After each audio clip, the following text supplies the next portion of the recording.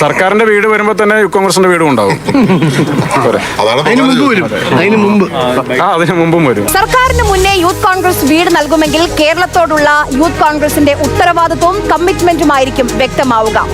മറിച്ചാണെങ്കിൽ എല്ലാം നഷ്ടപ്പെട്ട കുറെ മനുഷ്യരെ ആവർത്തിച്ച് പറ്റിച്ചു എന്ന ചീത്ത പേരായിരിക്കും ബാക്കി.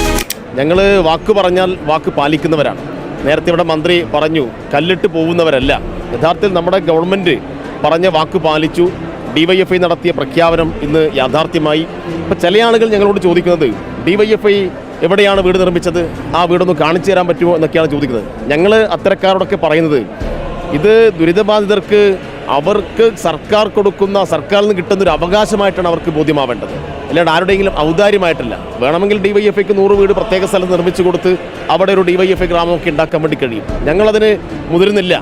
ഞങ്ങൾ പറഞ്ഞത് ജനങ്ങൾക്ക് അവരുടെ സർക്കാരിൽ നിന്ന് കിട്ടേണ്ട അവകാശമായി ഉള്ള ഒരു നിലയിലേക്ക് കാര്യങ്ങൾ പോകണം. അതുകൊണ്ടാണ് സർക്കാരിൻ്റെ പുനരധിവാസ പ്രവർത്തനവുമായി സഹകരിച്ച് ഇത്തരം കാര്യങ്ങളിലേക്ക് ഞങ്ങൾ കടന്നത്.